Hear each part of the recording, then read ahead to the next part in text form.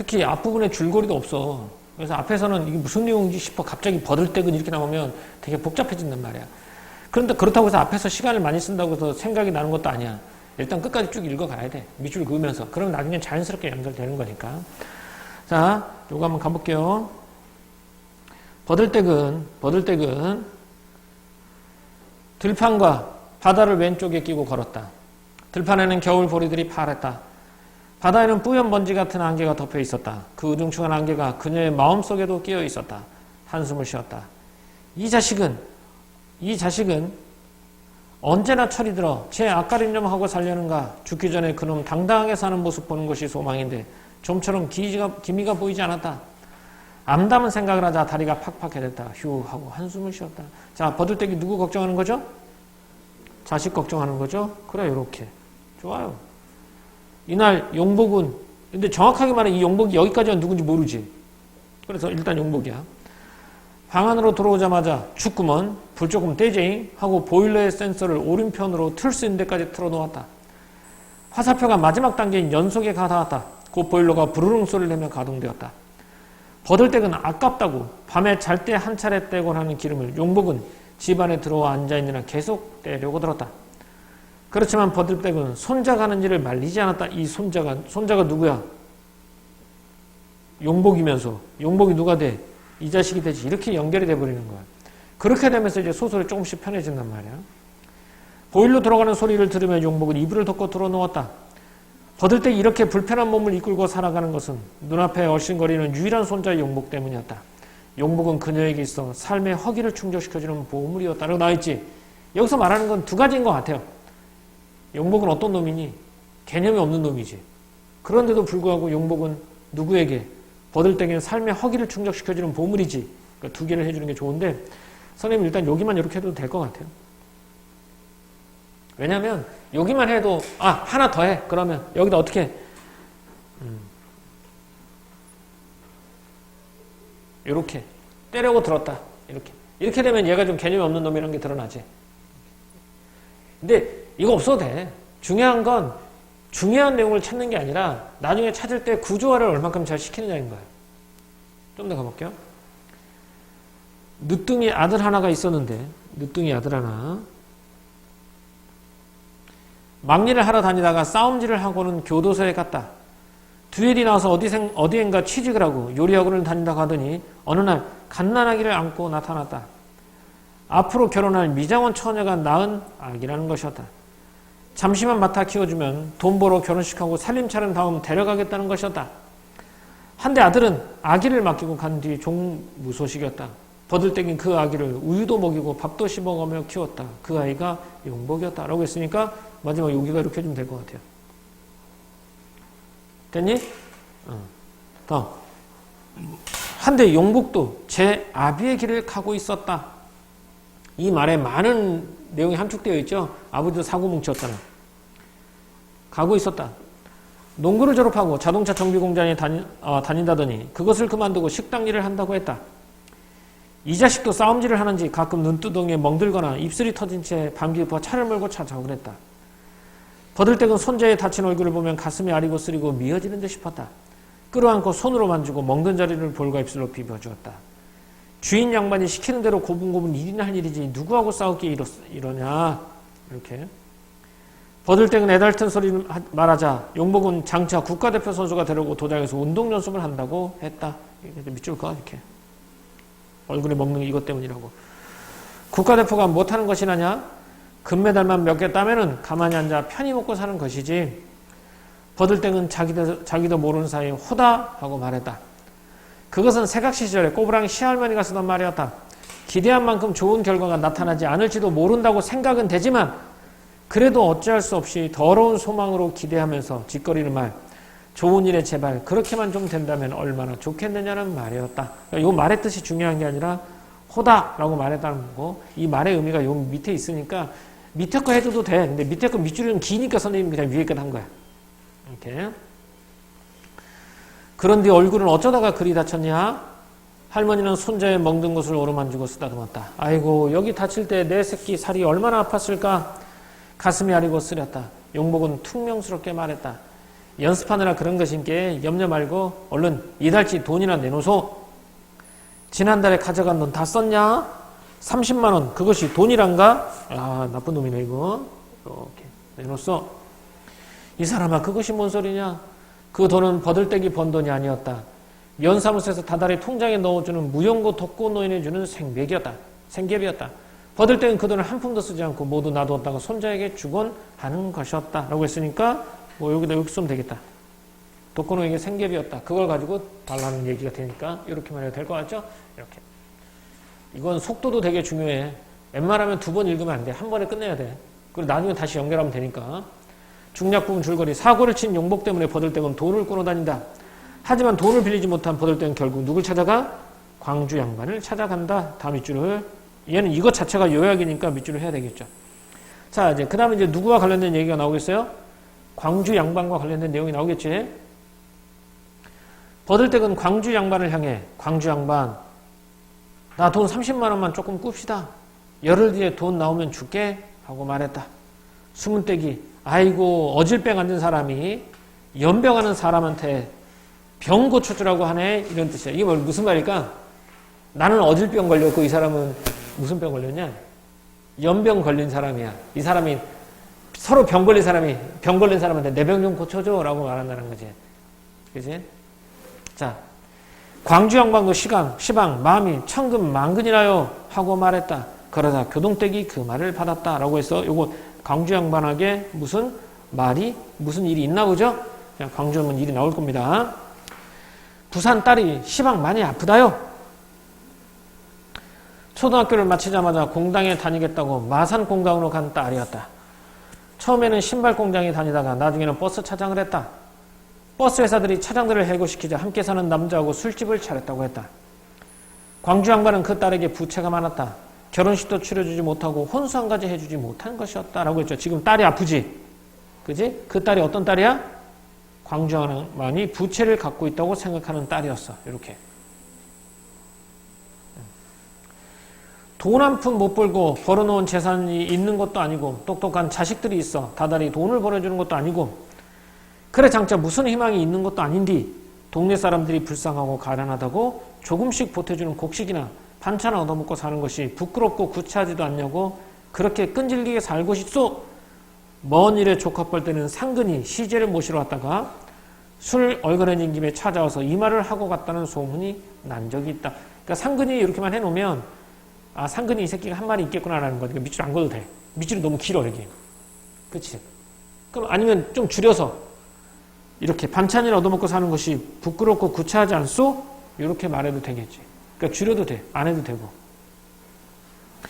그 말에 광주 양반은 얼굴을 붉힌 채 글쎄 말이시 하고 얼버무렸다고 했다. 그러나 상근이 돌아간 다음 그는 개자식 지놈이 나한테 쌀 한 대박을 보태주었나 돈 100원짜리 한 개를 던져주었다냐.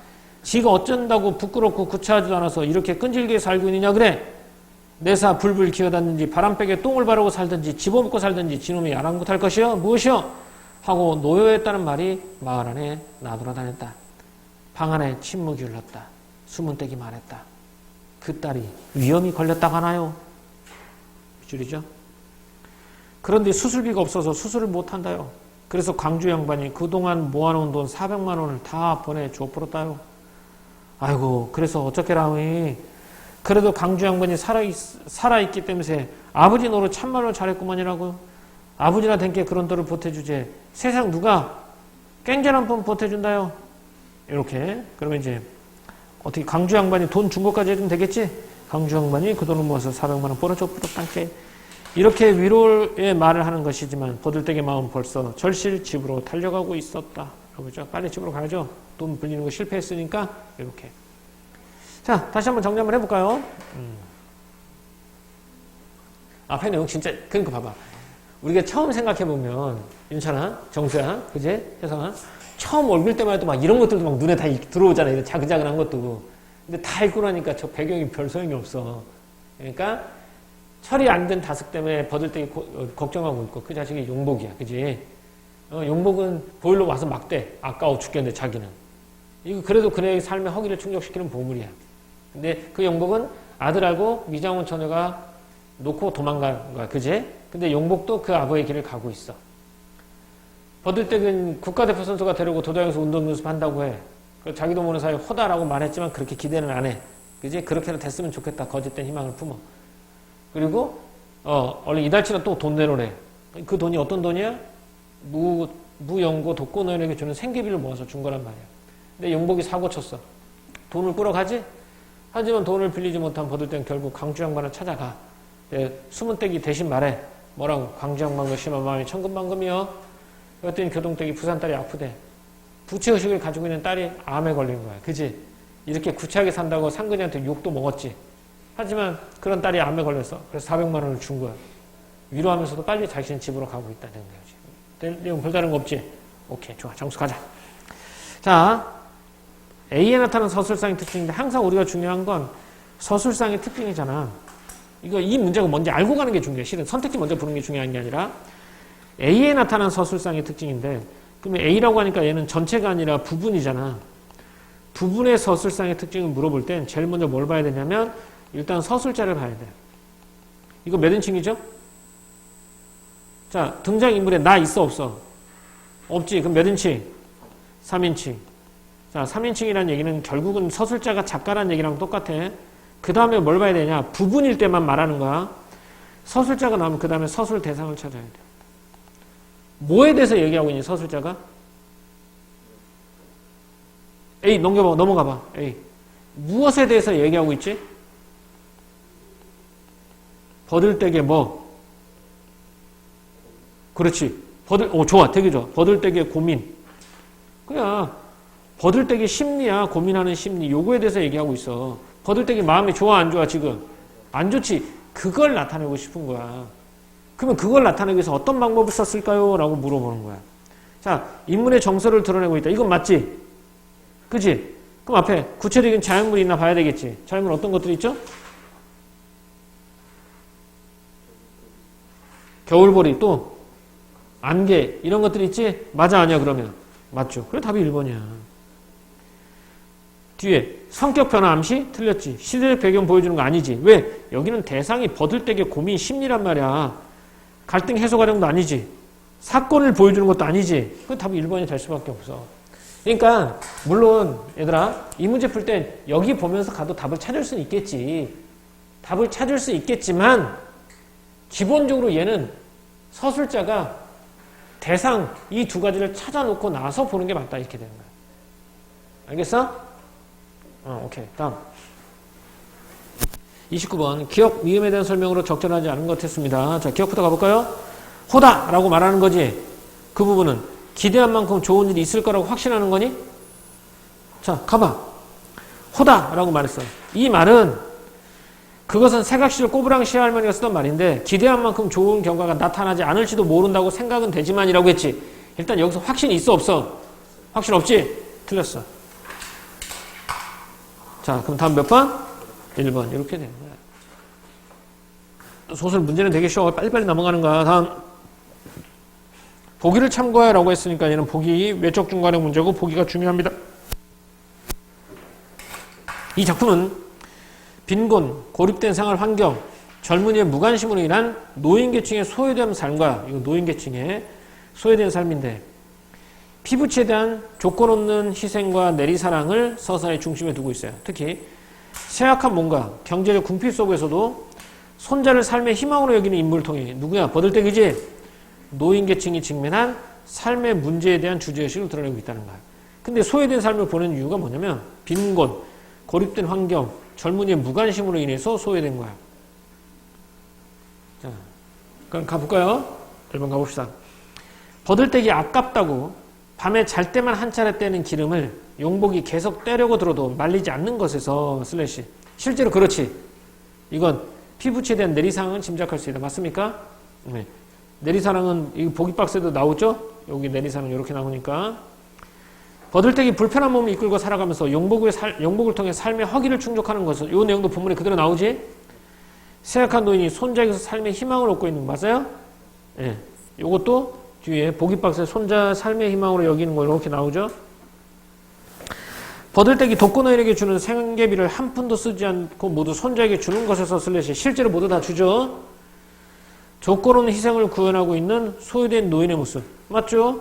예, 조건 없는 사람 어디 있어? 여기 조건 없는 희생과 내리사랑 여기 이렇게 나온단 말이야. 얘도 맞아요.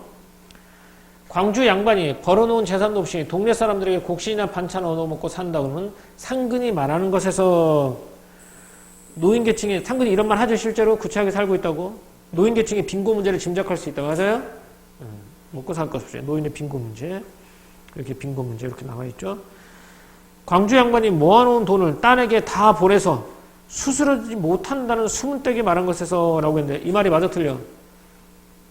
광주 양반이 모아놓은 돈을 딸에게 다 보내서 수술을 하지 못해? 아니지. 모아놓은 돈을 다 딸에게 보내서 딸이 수술할 수 있는 거지. 이렇게. 앞에 내용이 틀렸어요. 뒤에 것도 볼 것도 없어요. 다음 몇 번? 5번. 그러니까 이런 문제 풀 때 이런 문제 풀 때 중요한 건 이 슬래시 앞에 있는 내용이 맞는지 그치? 그리고 뒷부분에 있는 내용이 보기에 있는 내용인지 다 보는 거야. 근데 이 5번 같은 경우는 것에서라고 여기서 슬래시란 말이야. 본문의 내용에 대한 판단이 이미 틀렸어. 그리고 젊은이의 무관심은 뒤에 나와 있긴 해요. 젊은이의 무관심이라고 나와 있긴 하지만 연결이 안 되죠. 그래서 이렇게 답이 5번인 거야. 그래서 답이 잘 안 나오면 슬래시 잘라놓고 앞에 내용 맞는지 뒤에 내용 보기에 있는지 연결관계 맞는지 이 세 가지만 보면 이 문제를 풀 수 있는 문제가 되겠죠. 자 이렇게 됐고요. 다음 가봅시다. 윤동주의 눈 오는 지도. 오 선생님 막 마음이 급해서 빨리 했는데 충분히 다 할 수 있겠다. 그지? 예, 우리 좀 심지어 좀 일찍 끝날 수도 있겠는데 이러다가 자 근데 다가 좀 길어. 다가 좀 길어. 윤동주의 눈 오는 지도입니다. 윤동주 모르는 사람 없지? 윤동주 언제적 사람일까? 뭐 일제강점기도 맞고 옛날도 맞죠. 내가 원하는 건 구체적으로 몇 년대 10년 단위로 잘라주세요. 1900 그래요. 맞아요. 1930년대 1930년대 주로 활동을 했고요. 1940년대는 감옥에서 생활하다가 1944년에 죽었죠. 영화 동주 봤어요? 가장 좀 비참하게 죽은 사람 중에 하나죠. 감옥에 있다가 죽었는데 감옥에서 생체 실험으로 생체 실험의 대상으로 쓰이다 죽었다라고 보는 게 정설이에요. 그러니까 일본은 이제 태평양 전쟁 막바지에 되자 부족한 게 두 가지예요. 바로 전쟁 물자, 즉 총알, 납 이런 것들이겠지. 그래서 물적 자원 수탈하게 되죠. 1930년대, 40년대 넘어가면 인적 자원과 물적 자원의 수탈이 일어나기 시작하잖아. 그리고 또 하나가 의료 물품의 부족이에요. 의료 물품이 부족하다 보니까 그 중에서 특히 부상자들 피를 수혈할 피가 없는 거야. 그래서 그 피를 대체할 수 있는 걸 찾아내기 위해서 생체 실험의 대상으로 쓰인 게 바로 윤동주라고 봐요. 그래서 윤동주의 그 관련된 글을 읽어보면 날마다 몸속으로 이물질을 집어넣어요. 과에 막 주사 계속하는 거, 혈액을 대체할 수 있는 실험하기 위해서. 그러다가 죽었다는 게 정설입니다. 윤동주. 1930년대고요. 이 사람은 일제강점기 현실을 통해서 주로 지식인의 고뇌, 이 사람은 뼛속까지 지식인이기 때문에 이 사람 시는 성찰의 시인이라고도 불러요. 성찰의 시인. 자기 자신을 늘 되돌아본 성찰의 시인인데 윤동주 씨는 일정한 패턴을 가지고 있습니다. 이 패턴을 정리할 거예요. 윤동주 씨의 패턴을 정리하잖아요. 패턴을 정리하면 윤동주 씨의 90%를 해석할 수 있어요. 근데 이 작품은 아니고요. 이 작품이 그 90% 바깥에 있는 작품이고요. 패턴은 니네가 이제 고등학교 1학년 들어가자마자 윤동주 씨가 나와요. 이육사 씨 나오고 윤동주 씨 나와요. 윤동주의 자화상이 나와요. 그죠? 그럼 윤동주 씨의 패턴을 알아두면 윤동주 씨를 훨씬 읽는 데 도움이 될 거예요. 일단 이 사람은 맨 처음에 뭐부터 하냐면 바로 자아성찰부터 합니다.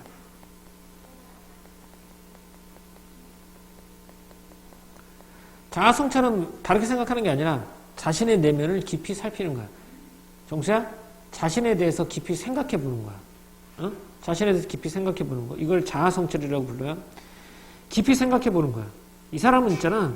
연필을 줘도 연필로 글 쓰다가 자기를 선창할 거고요. 거울 보면 거울 보면서 성찰할 거고요. 너 밖에 나가! 그럼 길을 걷다가도 성찰할 사람이에요. 그러니까 모든 시의 출발은 자아성찰부터 시작한다고 봐도 돼요. 자아성찰하게 되면 자신의 모습을 발견할 거잖아. 자신의 내면을 깊이 들여다보면 어떤 모습을 발견하냐면 여기서 현실적 자아의 모습을 발견합니다.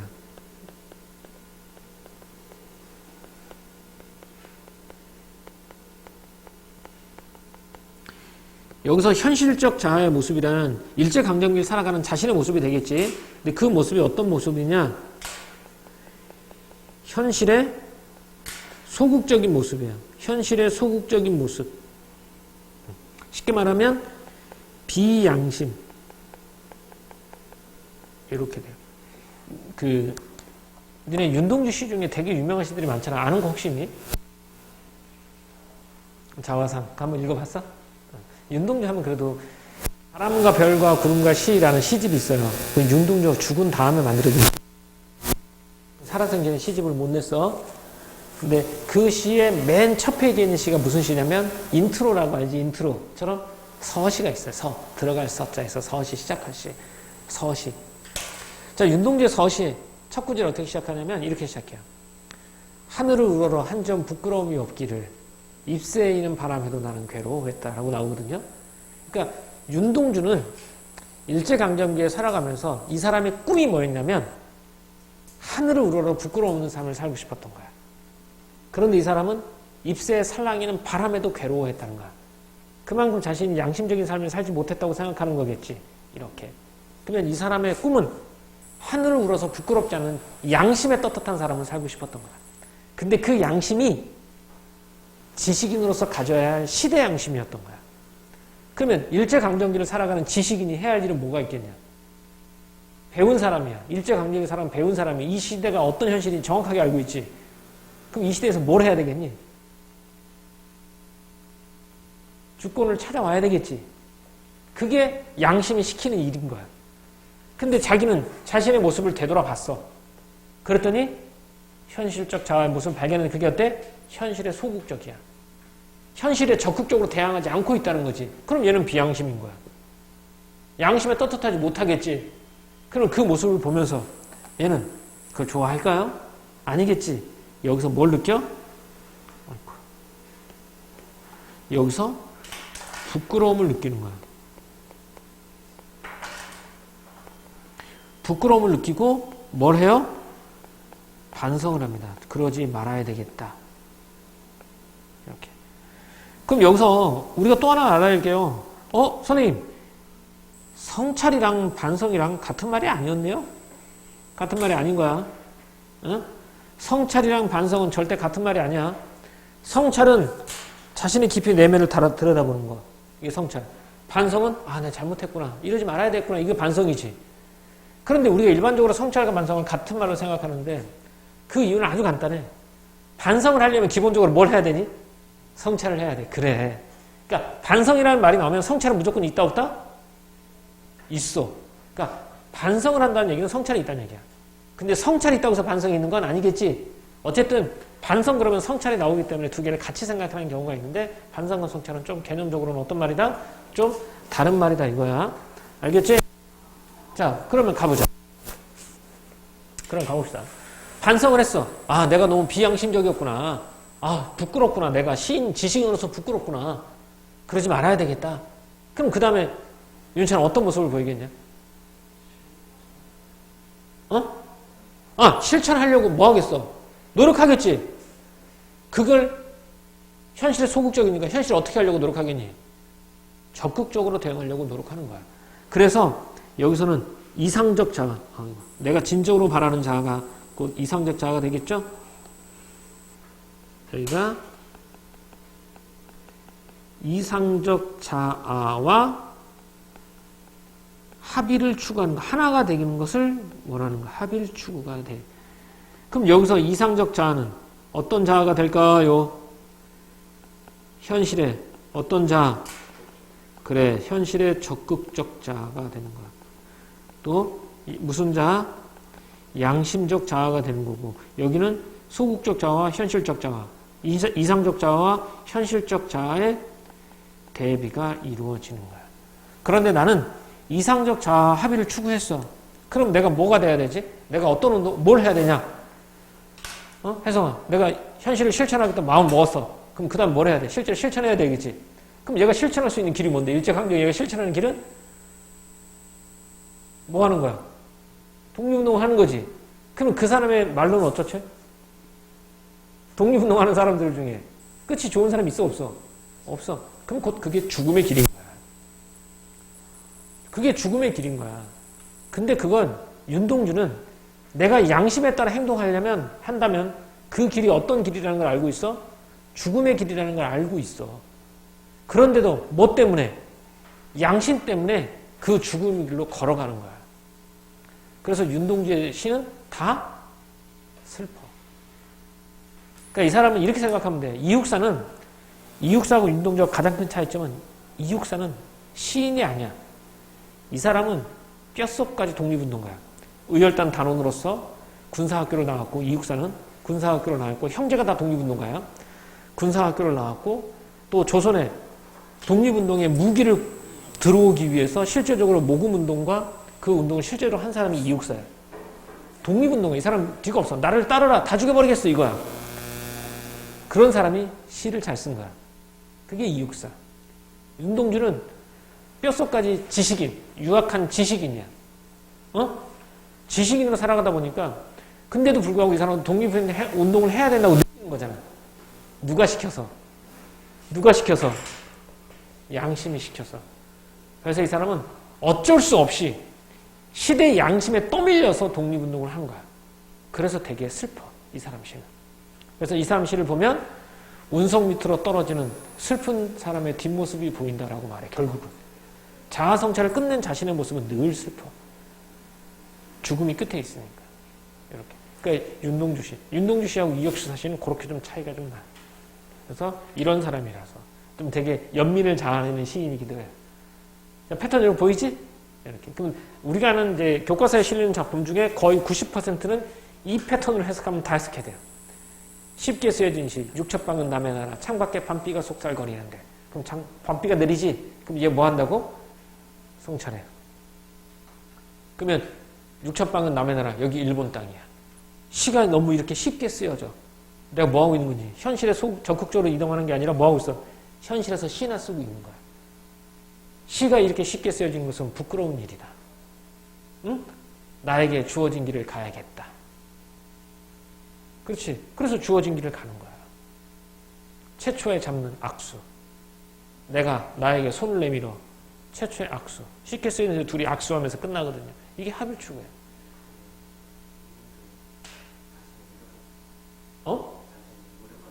그렇지. 무력하다고 생각해요. 그래서 그 모습을 끊임없이 부끄러워하고 반성하고 의지적으로 나아가겠다고 다짐한 시인이에요. 근데 그것도 하고 싶어서 한다기보다는 뭐에 떠밀려서? 양심에 떠밀려서. 윤동주는 하늘을 부르러 한 점 부끄러움 없이 살고 싶었던 사람이니까. 이렇게. 시인 알고 보면 이 사람의 시 세계가 조금씩 더 보일 거예요. 자, 그런데 이 시는 그런 시하고 좀 관련이 없어요. 좀 안타깝죠. 그런 시가 나왔으면 더 좋았을 텐데. 근데 니네 학교 교과서에 다 나와. 윤동주의 자화성들의 교과서에 나오고, 또 뭐 쉽게 쓰여진 시도 시험 범위에 당장 1학년 아니더라도 무조건 나오니까 그때 가서 봐도 되고.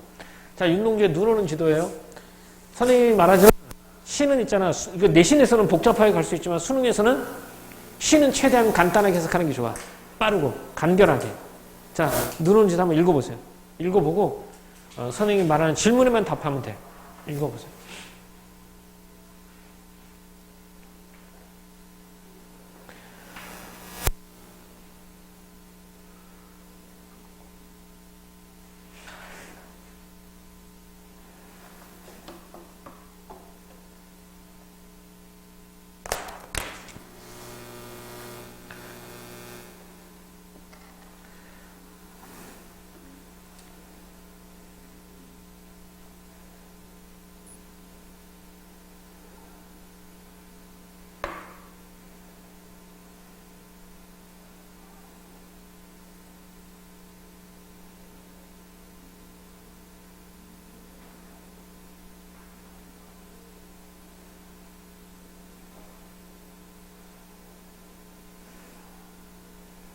자, 질문할게요.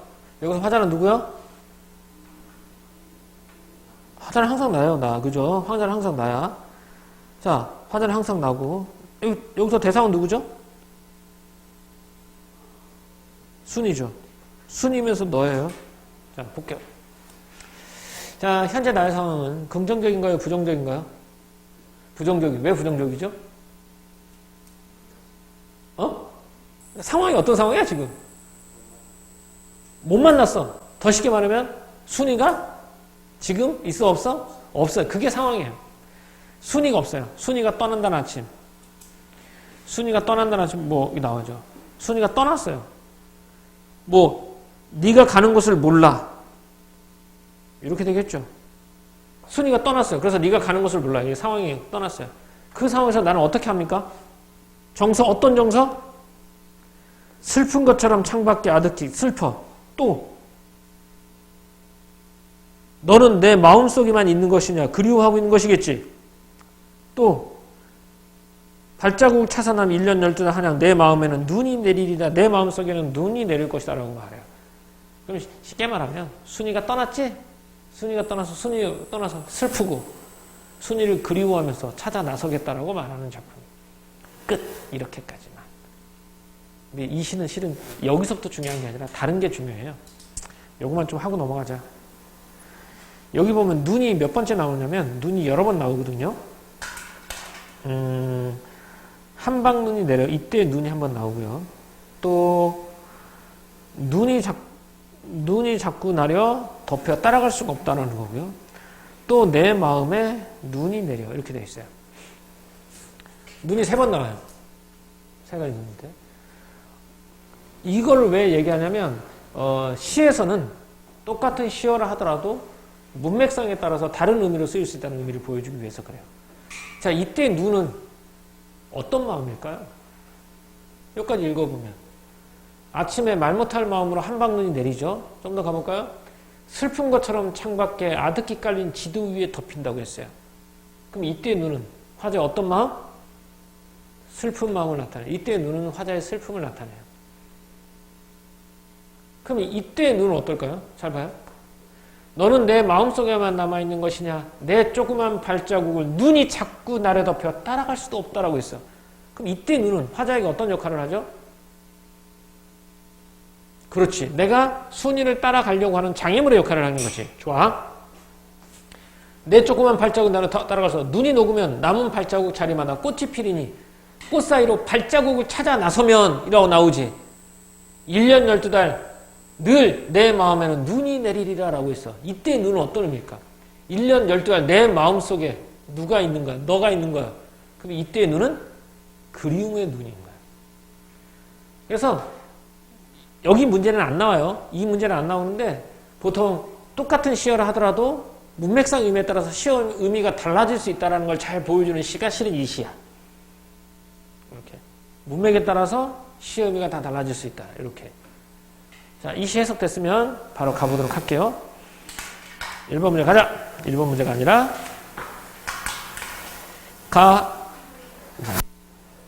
가부터 가볼게요. 대상의 부지에서 느끼는 정서가 드러난다. 맞습니까? 여긴 대상이 누군데? 누구였어 대상이? 누가 없어? 순위. 그렇죠. 맞고요. 자신의 현재 모습에 대해 긍정하고 있다. 그래요? 아니죠. 이런 건 안 나오고요. 과거에 대한 만족감? 아니겠죠? 이렇게 되죠. 답은 1, 3, 5 중에 하나가 되겠네요. 다음. 가와 관련된 거 또 있나 볼까? 다음은 가를 감상하기 위한 학습활동이다. 기억, 미음 중 감상 내용으로 적절하지 않은 것 해서요. 자, 질문을 통해 한방눈이 왜 슬픈 것처럼 덮인다고 했을까요? 순이가 떠난다는 아침에 화자의 마음이 슬펐기 때문에 내린 눈이 슬펐을 거예요. 맞습니까? 맞죠? 그래서 이때의 눈은 슬픔을 나타낸다고 했고요. 벽화천장이 왜 하얗다고 했을까요? 화자는 아무도 없는 방 안에 눈이 내리고 있는 것처럼 느꼈기 때문일 것 같아요. 맞나요? 다음. 순이가 마음속에만 남아있는 이유는 무엇일까요? 화자는 순이가 가는 것을 몰라서 순이를 만날 수 없기 때문에 그리워하고 있는 것이겠죠? 발자국을 왜 따라갈 수도 없다고 했나요? 눈이 내려 순이가 가는 흔적을 덮었기 때문이에요. 아니면 넘겨보고요. 맞아요. 1년 12달 마음에 눈이 내린 이유는 무엇일까요? 화자는 꽃이 피며 순이를 만나게 된다고 확신하고 있기 때문에 그래요? 답이 너무 어이없게 나오지. 근데 왜 이렇게 답이, 윤찬아, 왜 답이 이렇게 어이없이 나올까? 쉽게 풀라고? 근데 그랬으면 얼마나 좋겠냐. 이게 왜 그러냐면 수능은 정해진 시간이 1분이잖아. 1분 안에 문제를 풀어야 되는 거 아니냐. 그치? 시를 1분 안에 해석해야 된단 말이야. 그런데 시 1분 안에 해석할 때 그 깊이 있는 내용까지 해석하면 되겠니 안 되겠니? 안 되지. 그리고 이거 누가 해석해 준 것도 아니지. 내신처럼. 열린 거야. 자, 니네 해석해봐라고 말해, 학생들한테. 근데 학생들이 해석할 때 그 내용이 정확하게 다 똑같을까? 정답이 정해져 있을까? 정해져 있지 않기 때문에 답 근처에 경계에서 조금의 힌트를 주면 어렵잖아. 오답이 답 근처에 있으면 어려운 거잖아. 근데 해석이 명확하게 안 된다는 걸 출제자도 알고 있어. 그러면 답을 모호해지면 안 되니까 답을 명확하게 줘야 되지. 그래서 정답에서 멀게다가 답을 갖다 놓는 거야. 그래서 문학에서는 답이 좀 안 나온 것 같으면 일단 끝까지 다 읽어보거나 또는 주제와 관련된 걸 답을 쓰면 문학에서는 오답이 적어. 그래서 문학은 문제가 어렵게 낼 수가 실은 많이 없어. 왜? 어렵게 내면 논란이 충분히 될 수가 있기 때문에. 그래서 학생들이 3학년쯤 되면 문학을 다 쉬워해. 문학은 다 쉬워. 결국 뭐가 발목을 잡아? 비문학. 그러니까 선생님이 주구장창 내 비문학 첨삭하는 거야. 비문학이 니네 수능을 결정하는 거야. 그것도 얼마나 꾸준하게 하느냐가 문제야. 작년에 선생님 수업한 애들 중에 수능날, 그러니까 수능 있잖아, 수능 보는 주, 그 주 월요일까지 고3 학생들 수업해서 선생님이. 근데 그 중에 한 학생이 중3, 니네 때 예비고일, 그때부터 3년 동안 다녔거든? 처음에 국어는 잘하지 못했어.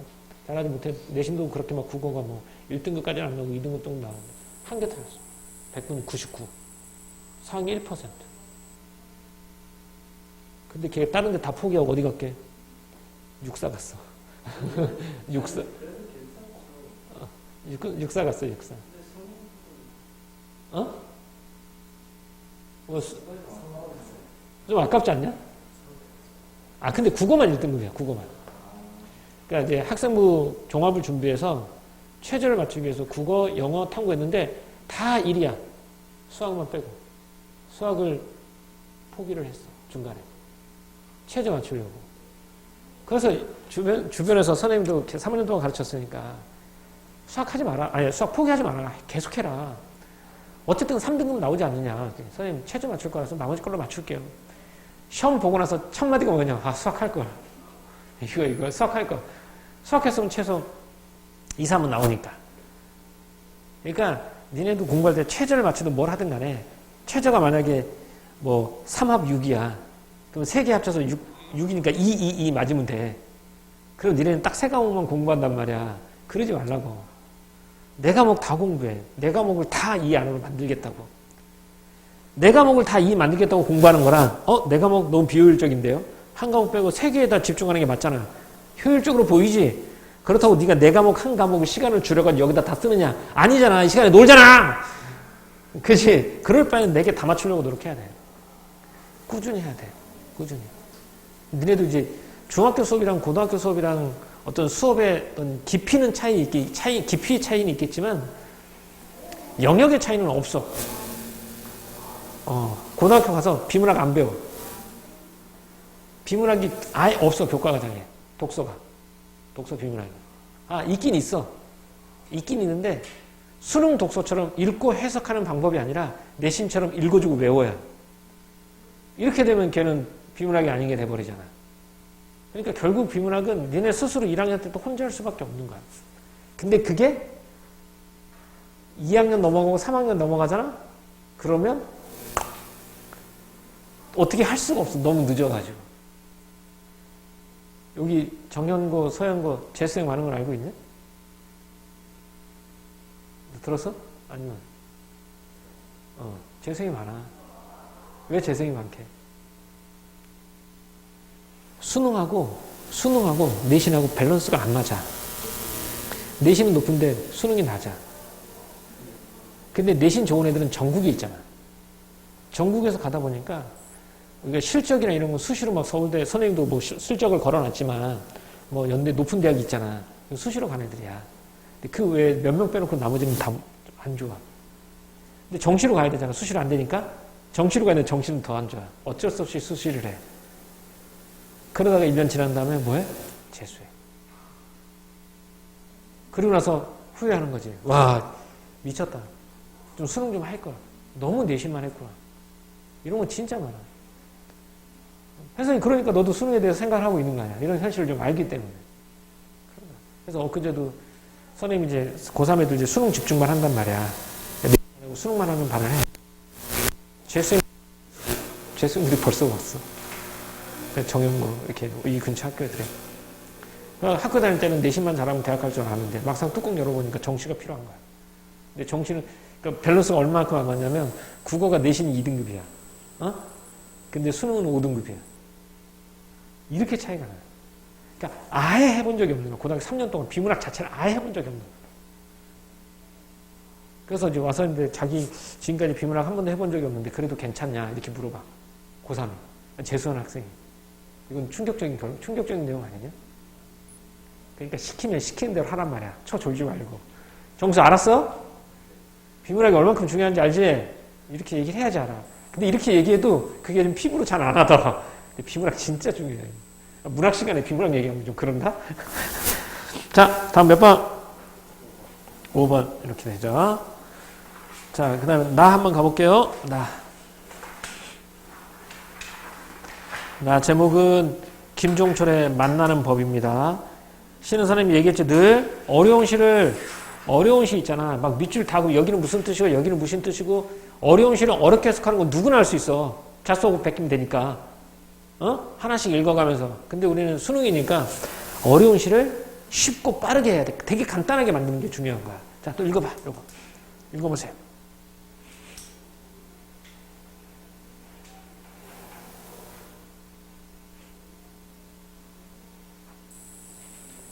끝까지 쭉 가. 앞에서 뭐 해석하려고 하지 말고 일단 끝까지 가.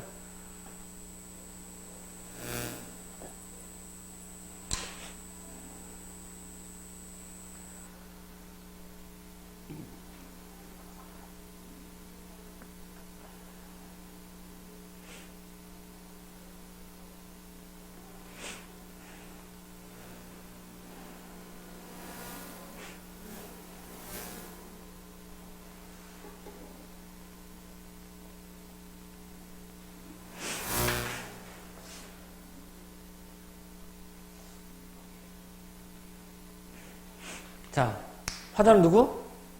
나 무조건 나야. 나 드러나 있어, 안 드러나 있어?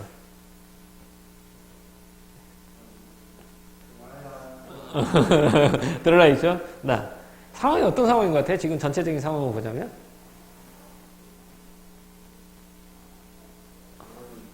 뭔가 좀 이상하다고? 너 뭔가 좀 이상하다고 말하는 거 어디에 초점을 맞추냐면, 이런 말들에 초점을 맞춰서 그래. 이런 말들, 오늘이 내일인가요? 이런 거에 초점을 맞추지 말고 크게 보란 말이야. 지금 상황이 어떤 상황이야? 어떤 상황이야? 하루가 지났어? 이것들 다 엉뚱한 데다 초점을 맞췄어. 야, 솔직히 여기가 무슨 말이, 뭔가 되게 중요한 것 같긴 하지. 그치? 중요한 것 같긴 한데 뭔 말인지 잘 정확하게 모르겠지. 근데 거기 왜 초점을 맞춰? 니네가 정확하게 해석할 수 있는데 초점을 맞춰야지. 니네가 정확하게 알 수 있는 상황 몇 개는 있어요. 뭔데? 뭐야? 이것도 뭐 오늘은 어디고 내일은 어디고. 그런 게 아니라니까. 상황. 이것들 어디에 초점을 맞춘 거야? 뭐라고? 어떤 상황이라고? 고향에서 급한 전갈이 왔어. 어머니가 어떻게 된 거야? 어머니 어떻게 됐어? 돌아가셨어. 이제 더 이상 고향에서 급한 전갈이 오지 않습니다. 어머니가 어떻게 된 거야? 돌아가신 이게 상황인 거야. 쉽게 가는 거야. 시는 너무 그래서 시는 왜 내가 이런 말을 하냐면 아까 처음 시 해석하기 전에 그랬잖아. 어려운 시를 어렵게 해석하는 건 누구나 할 수 있지만 어려운 시를 쉽게 해석하는 게 중요하다고 했잖아. 여기에 뭔가 뜻이 담겨 있는 것 같긴 확실해. 그치? 뭔지 모르겠어. 그러니까 니네가 시를 해석할 때 어려운 거의 가장 큰 문제점은 시를 읽다 보면 내가 해석할 수 있는 부분하고 해석할 수 없는 부분이 있잖아. 그럼 니네는 자기가 해석할 수 없는 부분에 초점을 맞추고 거기를 해석하려고 자꾸 하는 거야. 내가 해석할 수 있는 거 있는데 옆에. 시는 내가 해석할 수 없는 거 내두고 내가 해석할 수 있는 것만 남겨두는 거야. 지금 어떻다고? 어머니가 어떻다고? 돌아가셨어. 그래서 나는 제목이 만나는 법이니까. 그래서 우리 집에는 어머니는 어제라는 집에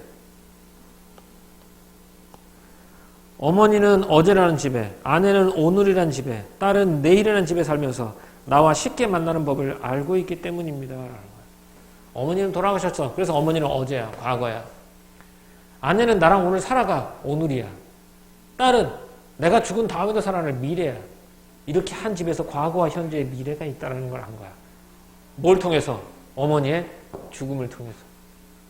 이런 게 뭐가 중요해. 알지도 무슨 뜻인지도 모르는데 그걸 해. 이렇게. 그럼 결국 여기 한 줄에 다 있는 거야. 어머니의 죽음으로서 어머니는 어제고 이제.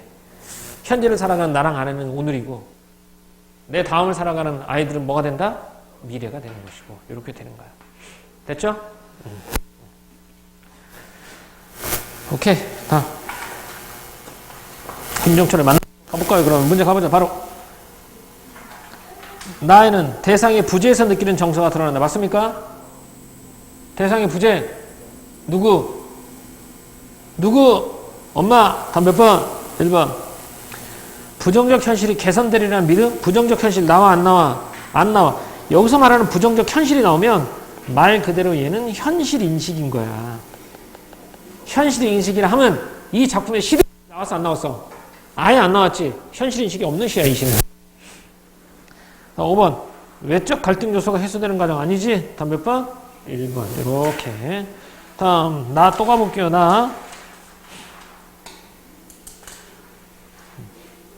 A에서 시간에 대해 묻는 주체. 주체라는 얘기는 누가야? 시간에 대해서 누가 묻죠?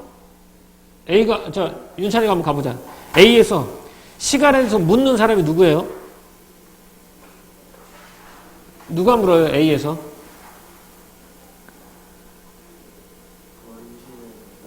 나예요. 그죠? 나예요.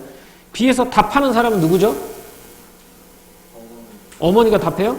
B에서.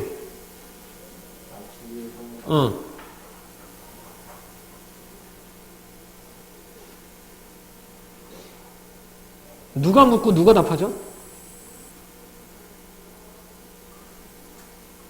내씨 어려워? 내씨 B에서 누가 물어봐 시간에 대해서? 어머니가 물어보지. 거기서 누가 답해?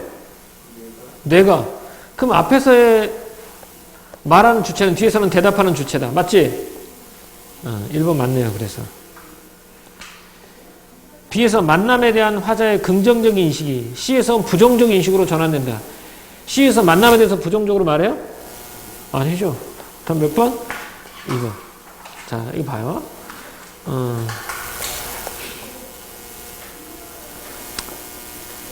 자, A에서는 어린 시절 내가 어머니한테 물었고요. B에서는 늙으신 어머니가 나에게 물었어요. 그지?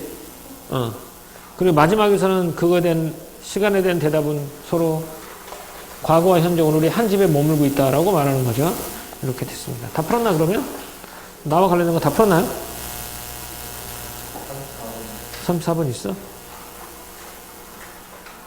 아니야 이거 3, 4번 여기 문제가 아니야. 잘못된 문제야. 딴 데 문제가 여기 딸려 들어온 거야.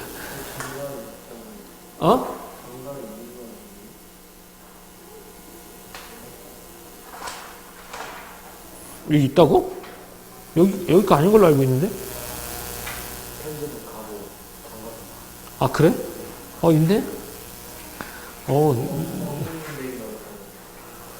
선생님, 이거에 선생님의 그 소설 중에 편지와 정갈이 나온 소설이 따로 있거든? 난 보지도 않고 거기 거라고 생각했어. 근데 속으로 나 조교 혼냈잖아.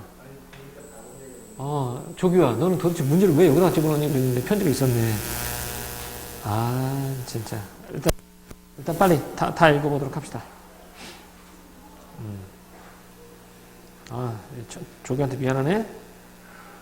자, 33번 가보자. 가는 편지예요. 이 편지는 어떤 편지냐면 떠나기 전에 일러둘 말이 있는 것을 편지를 써서도 네가 가는 것을 몰라 라고 말했죠. 이 편지는 내가 누구에게? 순이에게 보내는 거죠. 근데 그 편지가 순이한테 갔어 안 갔어? 갔어 안 갔어? 안 갔어요. 왜? 순이가 있는 것을 모르니까, 가는 것을 모르니까. 자, 그러면 편지부터 가자. 편지. 지워야지.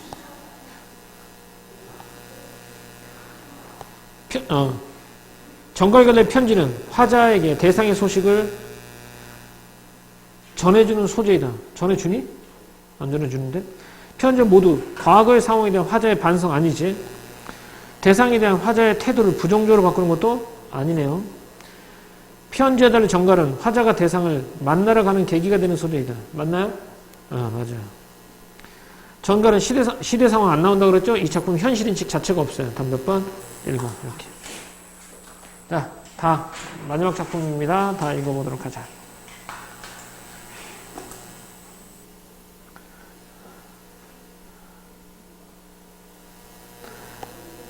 자, 갑시다. 나산처자는 나이가 거의 80인데도 눈동자는 새까맣고 얼굴은 발그레하며 여유로운 모습이 마치 신선과 같다. 어느 날 다산에 있는 암자로 나를 찾아와 말하였다. 자, 이거 수필이에요. 수필입니다. 이 나는 누굴까요? 응? 나산처사가 나를 찾아가잖아. 나는 누굴까요? 이거 힌트 수필이야. 수필에서 나는 누구야? 수필에서 화자는 누구야? 작가지? 작가 누구야? 작가가 누구냐고. 정약용. 뒤에 찾아봐야지 작가가 누군지. 다산 정약용. 그래서 다산이잖아요. 자, 나산처사가 어느 날 나를 찾아와 말하였어요. 다산이 나를 찾아와 말했어. 뭐라고 말했는지 볼까요? 아름답도다 이 암자여. 화초와 약초를 보기 좋게 심었고 샘과의 바위를 둘렀으니 아무 걱정 없는 사람이 사는 곳이로다. 그러나 그대는 귀양온 사람이라 임금께서 그대를 사면하여 고향으로 돌아가게 하라는 명을 내렸으니 만약 오늘이라도 사면장에 도착하면 내일 이미 그대는 여기에 없을 것이다. 그런데 무엇 때문에 꽃 모종을 심고 약초와 씨앗을 뿌리고 샘을 파고 목과 도랑을 만들고 바위를 세우는 등 마치 오래오래 여기 살 것처럼 일을 벌이는가라는 거야. 야, 너 만약 오늘이라도 가라 그러면 가야 되는데 너 왜 여기다 이렇게 평생 머물 것처럼 할 거니? 라고 물어보는 거예요. 맞습니까? 밑줄이 좀 길어진다. 그지? 자, 넘어갈까요? 나는 30여 전 나산의 남쪽에 암자를 세우고 거기에 사당을 모시고 거기서 자손들을 길렀다네. 여기 누구 말이냐면 누구의 말이야? 여기 나산처사에 대한 말이에요. 그러나 대충 깎은 나무로 기둥을 세우고 낡은 밧줄을 얽어 놓았으며 뜰과 채마밭은 가꾸지 않아 잡초가 무성하다네. 겨우 그때그때 수리만 할 뿐이라네. 왜 이와 같이 하겠는가? 난 이렇게 왜 대충대충 하겠니? 내 삶이란 떠 있는 것이기 때문이네. 혹은 떠서 동쪽으로 가고 혹은 떠서 서쪽으로 가며 혹은 떠서 다니고 혹은 떠서 머무네. 떠서 갔다가 떠서 돌아오니 그 떠 있음에 그치질 않지라고 말했어. 그러면 내가 왜 이와 같이 하겠는가라고 말했지? 내 삶이란 떠도는 것이기 때문이네. 어차피 떠도는 삶이기 때문에 이렇게 예쁘게 안 꾸미네 라고 말해요. 그래서 내 호를 떠있는 사람이라는 뜻에서 부부자라고 하고 내 사는 집을 떠있는 집이라고 해서 부암이라고 했네. 나도 이와 같은데 여기서 30년을 사는 나도 이와 같은데 하물며 자네 어떠하겠는가? 자네가 이렇게 정원을 가꾸는 것이 나에게는 이해가 되지 않네 라고 말하는 거야. 야, 어차피 인생은 떠도는 것인데. 그리고 하물며 너는, 야, 나는 30년 동안 이곳에 있었는데도 어차피 떠날 거니까 여기 대충 해. 너는 내일 모레라도 곧 떠날 사람인데 왜 이렇게 오래 살 것처럼 하니? 이렇게 정원을 가꾸는 거 이해가 안 가는데? 라고 말했어요. 그랬더니 나는 일어나 경의를 표하여 말했다. 통달하신 말씀이십니다. 깨달으신 말씀이십니다. 선생께서는 삶이 떠 있다는 걸 잘 알고 계십니다. 호수물이 넘치면 거기 있던 부평초가 도랑에 가 있고 큰 비가 내리면 나무로 깎은 인형이 물에 떠내려갑니다. 사람들은 이런 걸 잘 알고 있고 선생께서도 스스로의 삶을 이에 비유하셨습니다. 떠 있는 것이 어찌 이뿐이겠습니까? 요거 위에 것 하나 해주자. 잘 알고 계십니다. 떠 있는 것이 어찌 이뿐이겠습니까? 고기는 불에로 떠 있고 새는 날개로 떠 있고 물방울은 공기로 떠 있고 구름과 안개는 수증기로 떠 있고 해와 달은 운행하면서 떠 있고 지구는 작은 구멍들로 말미암아 떠 있으며 만물과 만민은 그 위에 살아갑니다. 이렇게 보면 천하에 떠 있지 않은 것이 어디 있겠습니까? 모든 것은 다 어떻다? 떠 있는 것이다 라고 말해. 여기 어떤 사람이 있어 큰 배를 타고 바다에 나가 배 위에 한 잔의 물을 쏟아놓고 거기에 작은 풀잎을 배처럼 띄운다고 합시다. 그러고는 그것이 떠 있는 걸 비웃으면서 정작 자기가 바다에 떠 있다는 사실을 잃어버린다면 그는 어리석다고 여기지 않을 사람이 드물 테죠. 지금 천하에 떠 있지 않은 것은 없거늘 선생께서는 떠 있음을 홀로 상심하시어 자신의 이름과 집에 그런 뜻을 드러내셨는데 떠 있음을 슬프게 생각하시는 것이 잘못 아닐까요? 야, 떠 있는 것을 너무 슬프게 생각하지 마. 어차피 우리는 세상의 모든 것들은 다 어떻다? 떠 있는 거야. 여기 있는 화초와 약초, 물과 바위는 모두 나와 함께 떠 있는 것들입니다. 떠 있다가 서로 만나면 기뻐하고 떠 있다가 서로 헤어지면 훌훌 잊을 따름입니다. 안 될 게 무엇 있겠습니까? 그리고 떠 있는 것은 슬픈 것이 아닙니다. 어부는 떠다니며 고기를 잡고 장사님은 떠다니며 이익을 얻습니다. 범녀는 강호를 떠다녀 화를 면했고 서불은 바다를 떠다니다 나라를 세웠고 장지화는 강물을 떠다니며 삶을 즐겼고 예원지는 호수를 떠다니며 편안하게 지냈습니다. 그러니 떠다니는 것을 어찌 하찮게 생각하겠습니까? 그러므로 공자 같은 성인도 일찍이 바다를 떠가고 싶다고 말씀하셨습니다. 생각해보면 떠다닌다는 게 아름답지 않습니까? 이게 나오는 거지. 그지? 떠다니는 거 슬픈 것이 아니고요. 떠다닌다는 것은 어찌 아름답지 않겠습니까? 물에 떠다니는 사람도 그럴진데 땅에 떠있는 사람이 어찌 스스로 상심하겠습니까? 하는 거. 떠있는 것을 슬프게 생각하지 마라. 어차피 모든 것들은 다 떠있는 것이다. 떠있는 것은 어떤 것이다? 아름다운 것이다 라고 말하는 거야. 청하건대 오늘 함께 나눈 말씀으로 떠있는 집에 대한 글을 써서 선생의 장수를 축원하고자 합니다 라고 했어. 이 글을 쓴 목적이 나오겠죠? 대화한 내용을 글로 써서 선생의 장수를 축원하는 것이겠지. 이렇게 됐나요? 어떤 사람이 나한테 와서 야 너는 내일 모레면 서울 갈 건데 왜 여기다 이렇게 정착하고 정원을 꾸몄니? 나는 여기서 30년을 살았지만 어차피 떠있는 인생이니까 그렇게 아름답게 가꾸지 않아. 떠있는 게 무슨 의미가 있니? 라고 말해요. 그때 내가 말하죠. 세상에 통괄하신 말씀이에요. 모든 것들은 다 떠있죠. 근데 떠있는 게 그것만 있을까요? 세상 만물은 다 떠있어요. 떠있는 것을 슬프게 생각하는 것이 잘못된 거 아닐까요? 그렇지. 떠있는 것은 슬픈 것이 아닙니다. 하물며 땅에 떠있는 사람이 어찌 상심하겠습니까? 이것과 관련된 글을 써서 당신의 장수를 축원하고자 합니다. 축수하는 거죠. 자, 이제 답이 또 나와야 될까봐 하나 남았나요? 그러니까 하나 때문에 이걸 통째로 읽은 거잖아. 그지? 실제 시험에서는 어떻게 하면 되겠니? 요거 보기 박스 먼저 보고 이 문제를 위해서 읽어도 상관은 없어요. 근데 지금 연습하는 과정이니까 글을 다 읽은 거고. 자, 떠있음이라는 말에는 가변적, 유동적이라는 것과 덧없다, 무상하다는 의미가 중첩되어 있대요. 가변적이 유동적이다, 덧없다, 무상하다. 우리의 삶이란 덧없는 것이고 우리가 만나는 대상들도 덧없다는 것이다. 하지만 이 작품은 덧없음을 슬퍼하지 말고 순순히 받아들이며 삶을 즐길 것을 제안하고 있다. 존재의 무상성을 통치함으로써 오히려 근원적인 긍정에 도달하는 것이다 라고 나와있죠. 이 사람이 그냥 이렇게 덧없다 무상하야. 하지만 그 덧없다 무상함을 받아들여라. 삶을 즐겨라. 이런 통찰을 해라 라고 말하는 거죠. 그럼 여기서 근원적인 긍정에 도달한 사람은 누구? 나야 나상처사야. 근원적인 긍정에 도달한 사람은 나. 왜? 나상처사는 슬퍼하잖아. 얘는 나. 이렇게 되는 거지. 그리고 나상처사한테 뭐라고 하는 거야? 슬픔을 뭐 해라? 받아들이고 즐겁게 생각해라. 이렇게 되는 거죠. 어차피 이 세상 모든 것들은 떠있는 것이고 그 떠있는 것 안에서 무엇인가를 이룬다. 그러면서 살아간다. 라고 말하는 작품이죠.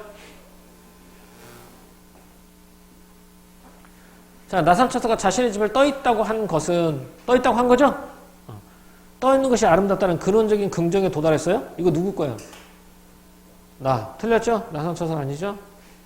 나상처사가 나산의 남쪽에 암자를 세우고 사당을 모신 것은 무슨 것이죠? 자신의 삶이 덧없다는 것을 인정하지 않았기 때문이야? 덧없다는 걸 인정했지. 그래서 암자를 짓고 거기다 뭐 대충대충 하잖아요. 그래도 틀렸어요. 글쓴이가 어부와 장사꾼을 슬프게 여기지 않는 것은 슬래시 맞지? 자신이 만나는 대상이 덧없는 존재임을 깨닫지 못했기 때문이야? 아니요. 세상 모든 것은 덧없다라고 했죠. 깨달았죠. 틀렸어요. 글쓴이가 날개로 떠있는 새의 처지가 자신과 비슷하다고 여긴 것은 존재의 무상성에 대해서 안타까워하는 것? 존재의 무상성에 대해서 뭐라고 나와? 그런적 긍정에 도달한다고 했지. 안타까워하는 거 아니죠. 글쓴이가 꽃모종을 심고 약초 씨앗을 뿌리는 것은 가변적인 상황에서도 덧없음을 슬퍼하지 않고 자신의 삶을 즐기고 있는 거 맞죠? 다음 몇 번? 5번. 이렇게 됐습니다. 됐나요? 오늘 여기까지 하도록 하겠습니다.